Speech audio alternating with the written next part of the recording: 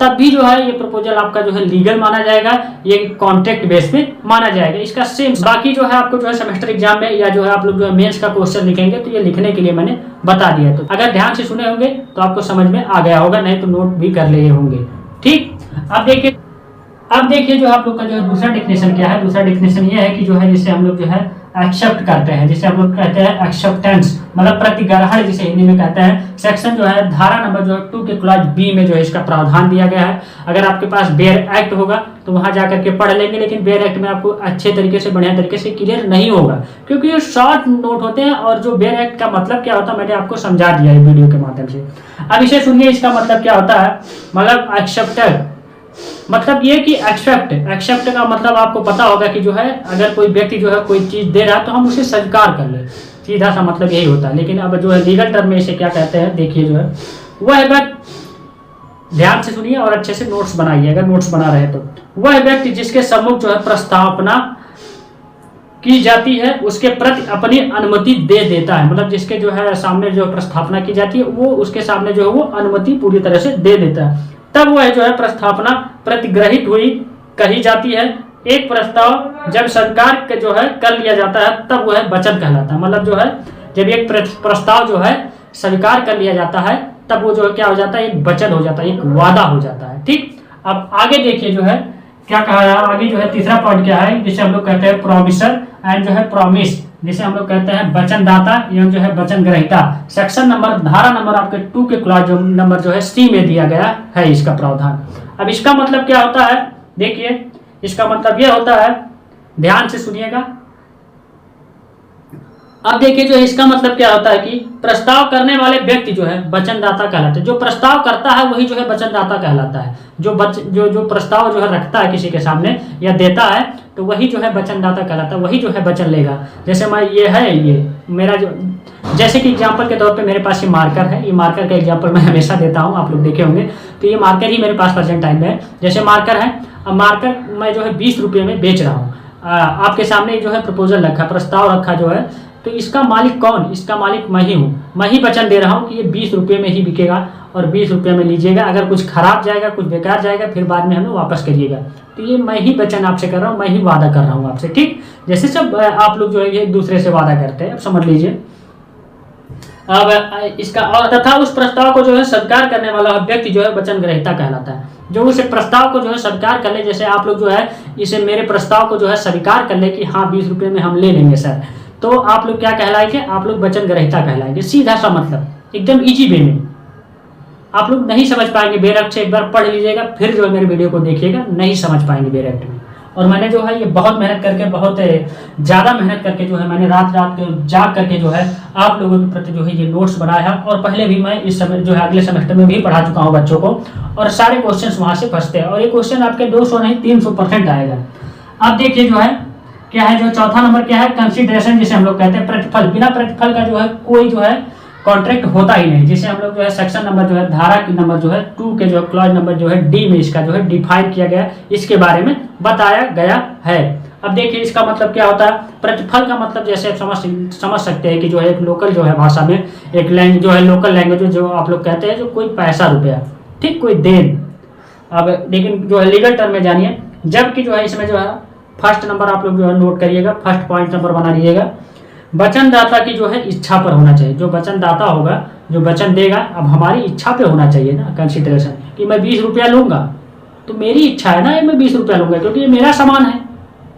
समझ रहे हैं ना आप लोग। अब दूसरा पॉइंट क्या है कि वचन ग्रहीता या अन्य व्यक्ति कोई कार्य करता है अथवा करने से जो है विरत रहता है, अथवा करने से जो है विरत रहा, अथवा कोई कार्य करने या करने से जो है विरत रहने का वचन देता है, तब ऐसा कार्य या जो है विरत या वचन उस वचन का प्रतिफल कहलाएगा। अब ये बहुत हार्ड है, ये वास्तव में ऐसे ही लिखा है आपके जो बेयर एक्ट में, लेकिन इसका मतलब ये होता है कि जब जो है मैं ये चीज़ दे रहा हूँ आपको जो है, तो आप लोग जो है इसे भी जो है स्वीकार कर ले।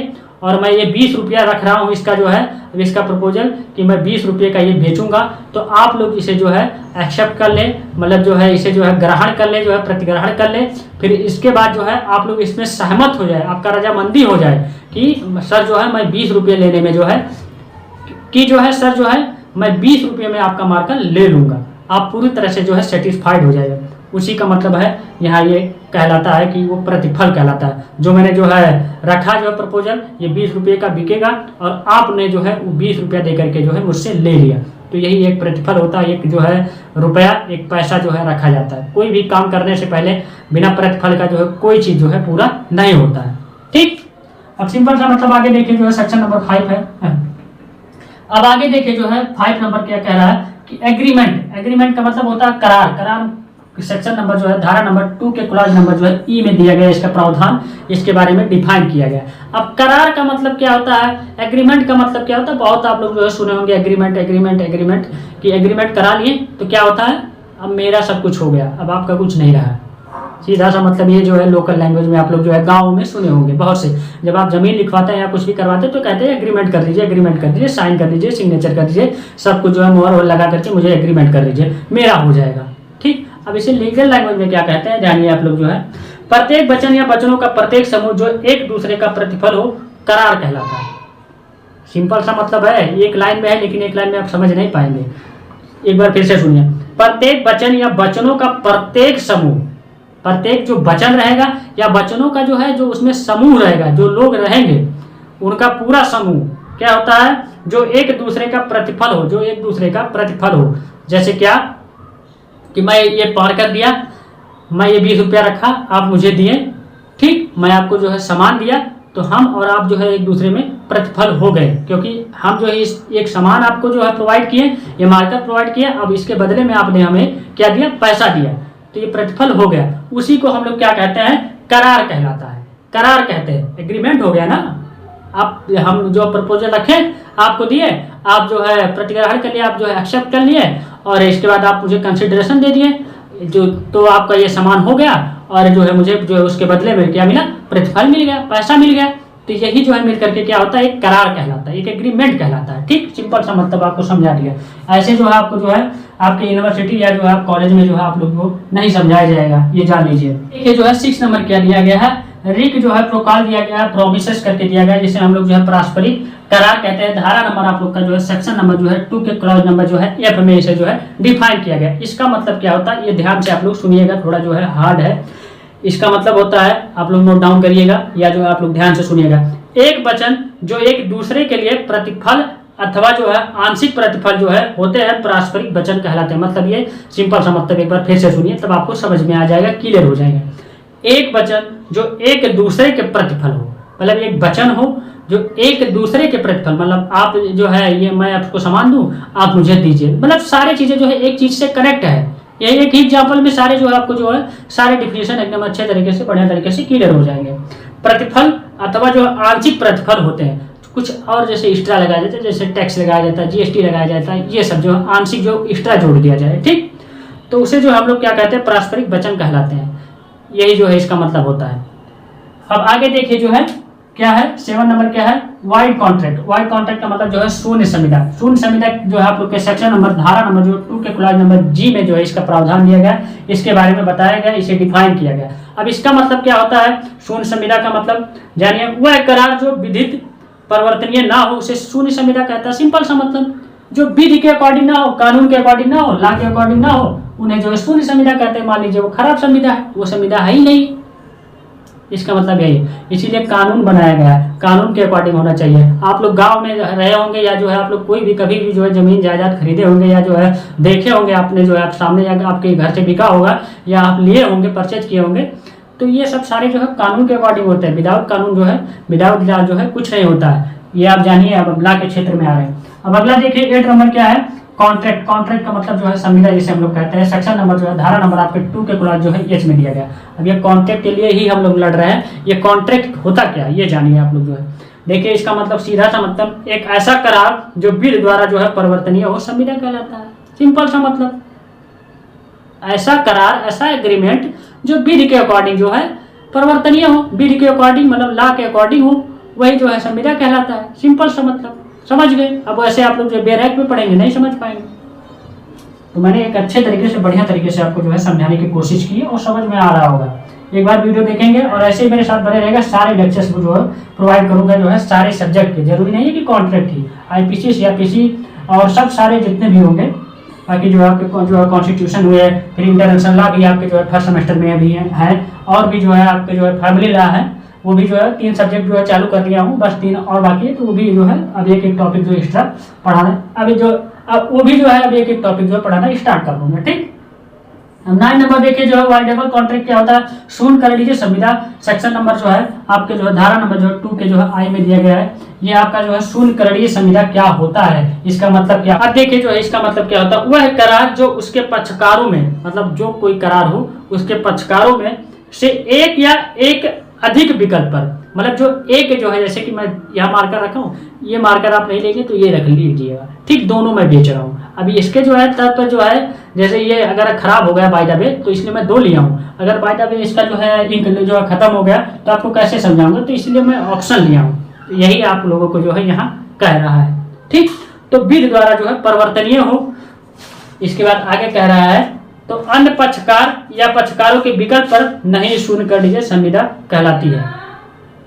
तो ये सीधा सा मतलब होता है कि अन्य पक्षकार या पक्षकारों के विकल्प पर जो है वो क्या कहलाएगी, जो है सुन कर लिए जो है संविदा कहलाती है। मतलब जैसे कि आप 2 लोग हैं पक्षकार, बाय जो है 3 लोग 4 लोग, अगर कोई सामान जैसे बाय द मार्कर में बेच रहा हूँ तो 4 लोग 5 लोग जो खरीदने आए, तो मान लीजिए 4 लोग आए, अब 2 लोग कह रहे हैं जो है सर ये जो है सही है, अब 2 लोग कह रहे हैं नहीं, तो ये कुछ नहीं माना जाएगा। लेकिन उसी में से 3 लोग कहेंगे जो है ये माल सही है, अच्छा है, बढ़िया है, और 1 लोग नहीं कहेंगे। तो मतलब यहाँ जो है पक्ष की बात होता है कि जहाँ ज़्यादा लोग पढ़ेंगे वहीं जो है माना जाएगा, अगर जो है कम लोग रहेंगे, 1 लोग रहेंगे, तो वहाँ सुन कर लिए जो है संविदा हो जाती है। इसका मतलब यही होता है, सिंपल सा होता है।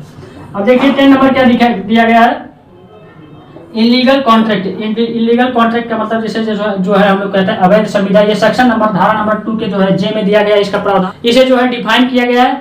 अब इसका मतलब क्या होता है ये जानिए। जो है अवैध संविदा का मतलब आपको पता होगा, लेकिन फिर भी मैं आपको बता देता हूँ। जो आपको इलीगल तरीके से किया गया जो है कोई कॉन्ट्रैक्ट हो जो कि लीगल तरीके से नहीं हो, उसी को अवैध संविदा कहता है। लेकिन जो आपके बेयर एक्ट के अकॉर्डिंग जो है क्या होता है ये जानिए। ऐसा करार जो विधि द्वारा परिवर्तनीय नहीं हो पाता है। ठीक, जो ऐसा करार कोई भी एग्रीमेंट हम लोग कर रहे हैं जो विधि के द्वारा ना हो, विधि के द्वारा परिवर्तनीय ना हो, उस समय व्यर्थ हो जाता है। जब जो है वह इस प्रकार की परिवर्तनीय नहीं होता तो उस समय जब वो खराब हो जाता है, अवैध हो जाता है, अवैध माना जाता है, तो विधि के लॉ के अकॉर्डिंग ना हो तो उसे अवैध संविदा कहते हैं। ठीक, और जो लॉ के अकॉर्डिंग उसे वैध संविदा कहते हैं। सिंपल सा मतलब। तो इसका मतलब यहाँ तो आपको जो है वैसे ही पता रहा होगा, लेकिन जो इसमें लिखा आपके जो है बेयर एक्ट के अकॉर्डिंग जो है मैंने जो है डिफाइन किया है, जो बनाया है, उसी के अकॉर्डिंग मैं आपको बताया हूँ। बाकी आपको जो है अच्छे तरीके से, बढ़िया तरीके से मैंने जो है सारे जो है समझा दिए। जो अभी जो आप लोग के जो है 10 परिभाषाएं या डिफिनीशन है आपके जो इंडियन कॉन्ट्रैक्ट एक्ट में, इसी से जो है और यहीं से जो है आपको जो है आगे शुरुआत होगा। ठीक, लेक्चर आप लोगों के बीच में रहेगा टाइप ऑफ कॉन्ट्रैक्ट के बारे में, कॉन्ट्रैक्ट की जो है प्रकार के बारे में। फिर इसके बाद आपको पढ़ाऊंगा जो है एसेंशियल एलिमेंट ऑफ जो है कॉन्ट्रैक्ट के बारे में। ऐसे करके जो है आपको स्टेप बाय स्टेप मैं पढ़ाते चलूंगा। ठीक, तो वीडियो अच्छा लगा होगा, मेरी मेहनत पसंद आई होगी और सही तरीके से आप समझ गए होंगे, तो वीडियो को अधिक से अधिक लोगों के बीच में शेयर करिएगा। उन्हें भी बताइए कि मेरे साथ जुड़े। आप अपने कॉलेज, अपने यूनिवर्सिटी, अगर आप कहीं भी पढ़ रहे हैं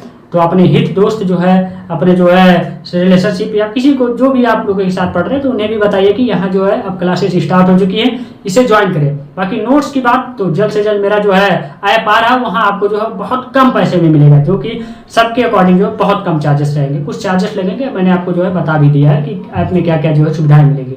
अब लॉन्च हो जाएगा 2 से 4 दिन में, तो आपकी जो है वो समस्याएं भी जो है खत्म हो जाएगी। ठीक, तो thank you, tata, take care, bye bye, best of luck. समझ में आया हो तो लाइक करके जरूर जाइए। Thank you.